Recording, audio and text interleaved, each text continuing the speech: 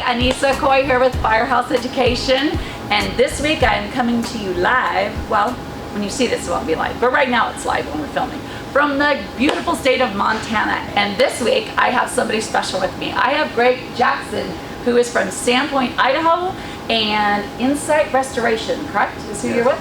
All right, and on that note, I want to give a shout out and say, hey Nathan, wish you were here. All right, so Greg has a great question to ask. And Greg, what would you like to know? What would you like to ask Anissa? So this week we went through a high intensity training. We were very busy. We all worked very hard. And with a bunch of people from across the country, all different walks of life, don't know each other. Okay. And we came out, I think, a big group of friends. We all enjoyed what we were doing. And so why do you think that happened? And how do you think we can recreate that with our own teams? You know, number one, that does my heart good, Greg, to hear you say that. I'm really happy that's how you feel about this week. I've seen the same thing. We've had, 7 of us from all over the country, and you're right, we have come together as a group and really created some friendships, and that's really nice to hear you say that. And yes, wouldn't that be wonderful to be able to recreate that? Well, I think there's a few elements that need to be in play that create that. Number one, this group of people that came from all over the United States this week to be with us and do this hands-on class in an actual fire job where we were processing for 4 days inside the home. Everyone came with the willingness and open-mindedness to learn. Everyone had the desire to learn something, a nugget, something that they could take back home with them, that they could then do more or do better in their job and to help their community. So I think that's huge, one, that like-minded people came together. Also, something that I saw from everybody that was here this week was everybody worked together. Everybody was very willing to give the limelight, if you will, to this person next to them. There wasn't anybody that was going, hey, look at me, I'm the rock star, well, except for maybe Dwayne, but anyway. I'm just joking, Dwayne. If you're watching this video, you're awesome, and I'm seriously kidding. But anyway, everybody was there, not just for themselves, but for everybody else.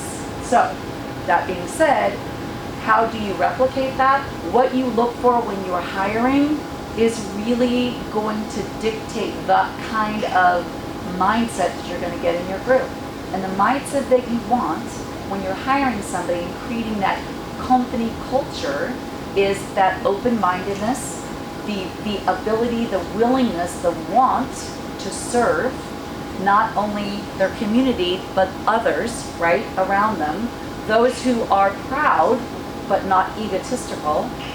So it's really about attitude, and it's about how someone operates in that circumstance. So that being said, you can bring on somebody who's very willing to work with others, that is not egotistical but takes pride in their work and really wants to make a difference in their community, and you can ruin them in your company as well.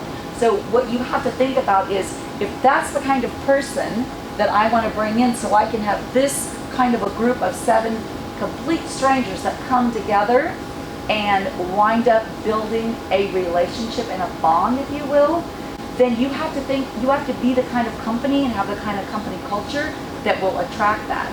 And when you bring that in, the environment will nurture that, right? Like when we've all been hanging out here together, we have set the stage so that there was ability to be open. Nobody laughed at anybody for asking a question. There was never any, oh wow, you don't know that? Like there was none of that. There wasn't ego. There was lots of joking. There was lots of ribbing, but there was it wasn't out of anything other than honestly just connecting. That was really what it was about. And the environment that you invite those people into will either nurture that or it'll kill it. So to me, you can replicate that by making sure that this environment, Greg, that you've been in for the last week, I really want you to go back and I want you to deconstruct that and think about what were the prime elements there in the environment. And then you pick the right people to invite them in that environment, and you will have just created that, and that will be your company culture. Does that make sense, maybe? right? I know I just threw out like a whole lot of stuff there, but that is a really good question, and I feel strongly that it stems from you creating the right environment. Because if you would come in here, any of you, and there was negativity, or if you asked a question and it was like you could just feel the energy in the room was like, wow, why are you asking that?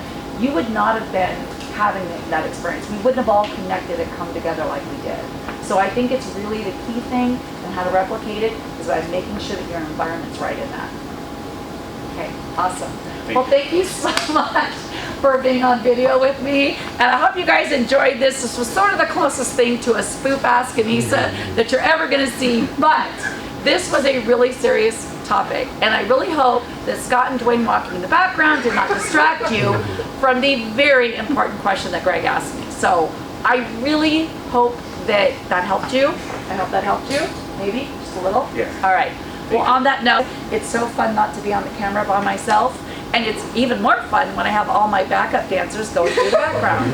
So anyway, on that note, please be a cool kid. Subscribe to rnrmegonline.com's e-newsletter. Be sure, by the way, if you're not on my YouTube channel watching this, you should go on over there and subscribe. And be sure and give me a thumbs up if you find value on these videos. And don't forget, ask me questions.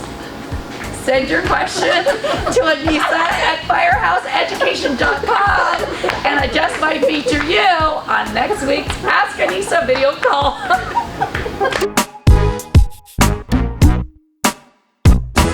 Hi, Anissa Goy here with Firehouse Education, and I want to welcome you to Ask Greg's video column. And this week, I have a question for Greg that I'm dying to know. So Greg, please tell us, because inquiring minds want to know. What the hell was the question? Would you rather be drowned in Simple Green or in 99? Well, so how am I going to drown? Remember, Greg? 5-gallon bucket? Oh. Here's the thing. 5-gallon bucket. And then head dip, like what do you think? Most drowning victims are suffocation. Okay. So if I were given the choice, I would choose Simple Green. And there's a reason to this. Please tell me. So Simple Green is a fairly natural product. Okay. So if I'm going to drown in a solution of 99 and wall wash, Okay. then I'm likely going to have some high levels of toxicity Gotcha. that I may just end up dying from anyway. Gotcha.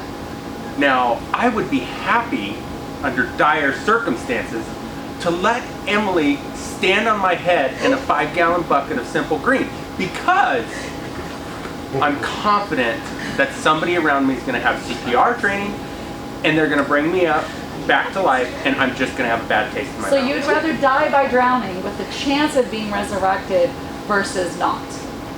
Right. Well, that makes perfect sense. Awesome. Gosh, Greg, that was an amazing answer, and you should consider doing a YouTube video weekly column. So this is a great opportunity, but see, this isn't 5 gallons.